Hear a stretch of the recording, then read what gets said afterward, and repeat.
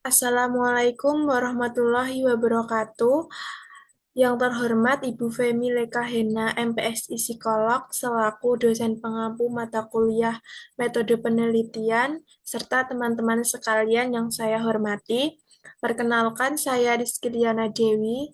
Pada kesempatan kali ini, saya akan mempresentasikan salah satu jenis metode penelitian, yaitu metode penelitian eksperimen, serta melakukan review terhadap salah satu jurnal yang menggunakan metode tersebut, sebagaimana untuk pemenuhan tugas ujian akhir semester mata kuliah metode penelitian.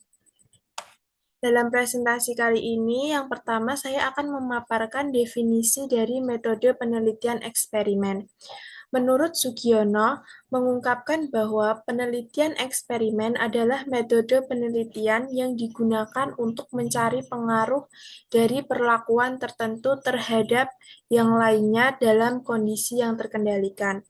Sedangkan menurut Ari Kunto mendefinisikan bahwa penelitian eksperimen ini merupakan suatu cara untuk mencari hubungan sebab akibat atau kausal antara dua faktor yang sengaja dimunculkan oleh peneliti dengan mengeliminasi atau menyisihkan faktor-faktor lainnya. Selanjutnya, desain dari metode eksperimen ini itu yang pertama ada pre-eksperimental yang meliputi studi kasus satu tembakan atau the one shot case study. Kemudian yang kedua ada satu kelompok pretest dan post-test atau the one group pretest dan post-test. Kemudian yang terakhir perbandingan kelompok statis atau the static group comparison. Kemudian yang kedua ada true eksperimental yang meliputi yang pertama ada pretest post-test control group design, kemudian ada the post-test only control group design, dan yang ketiga ada Solomon for group design.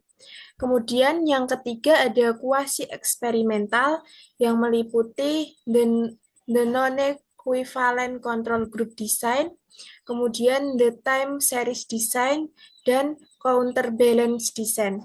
Kemudian yang terakhir, yang keempat ada faktorial eksperimental.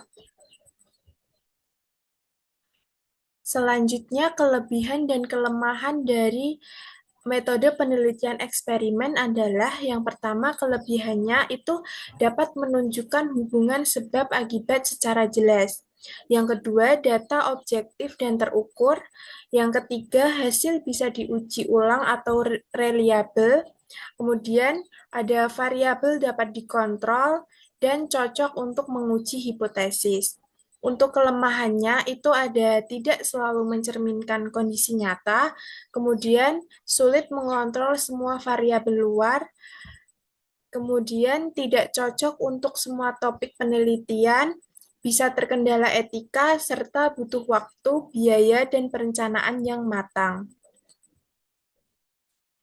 Baik, selanjutnya untuk review jurnal yang menggunakan metode penelitian ini, saya akan mereview jurnal dengan judul Pengaruh Model Pembelajaran Berbasis Masalah dengan Metode Eksperimen Terhadap Hasil Belajar Fisika Siswa Kelas 10 SMAN 1 Gunung Sari, Kabupaten Lombok Barat, dengan penulisnya adalah Asmi Aziz, Joni Rohmat, dan Kosip. Untuk latar belakang dari penelitian tersebut itu terdapat rendahnya pemahaman siswa terhadap pelajaran fisika.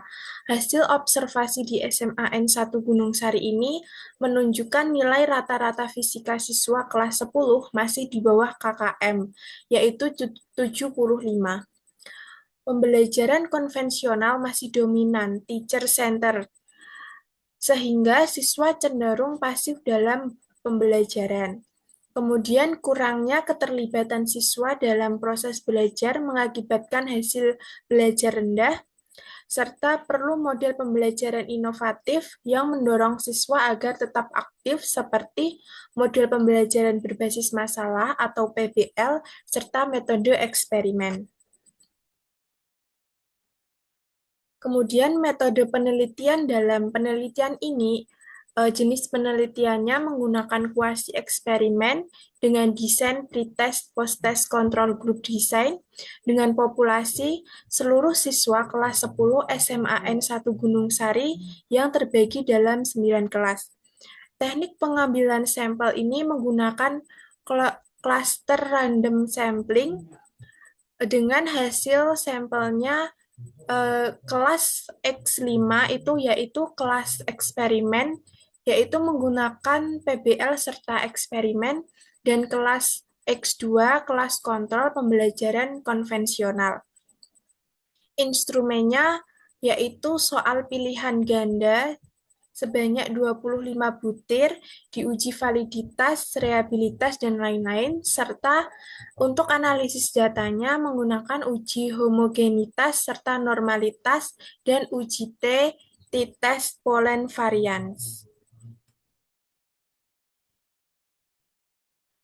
Untuk hasilnya, hasil pretest, kelas eksperimen mendapatkan rata-rata 42,63, kemudian kelas kontrol mendapatkan rata-rata 44,47, dua-duanya di bawah KKM, serta hasil post-testnya, kelas eksperimen mendapatkan rata-rata 75,42, dan kelas kontrol mendapatkan rata-rata 54,23. Untuk hasil dari uji hipotesis, T hitung itu 9,25 lebih besar dari T tabel, yaitu 1,99, yang artinya hipotesis O ditolak serta hipotesis A diterima. Artinya, ada pengaruh signifikan dari PBL serta eksperimen terhadap hasil belajar fisika. Untuk pembahasannya, berdasarkan hasil penelitian, terlihat bahwa siswa yang belajar menggunakan model pembelajaran berbasis masalah dengan metode eksperimen mengalami peningkatan hasil belajar yang lebih tinggi dibandingkan siswa yang diajar secara konvensional.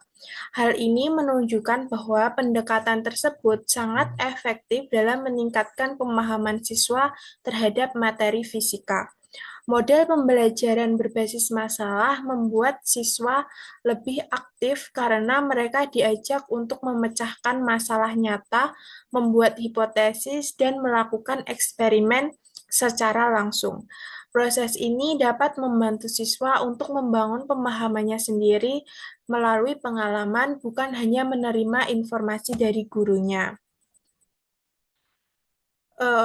Untuk kesimpulannya, pada taraf signifikan yaitu 5%, terdapat pengaruh model pembelajaran berbasis masalah dengan metode eksperimen terhadap hasil belajar fisika siswa kelas 10 SMAN 1 Gunung Sari, Kabupaten Lombok Barat.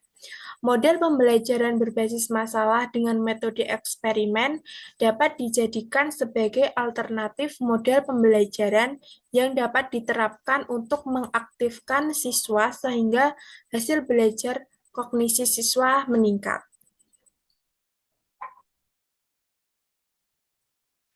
Baik, itu saja yang dapat saya sampaikan. Ada kurang dan salahnya saya mohon maaf. Wassalamualaikum warahmatullahi wabarakatuh.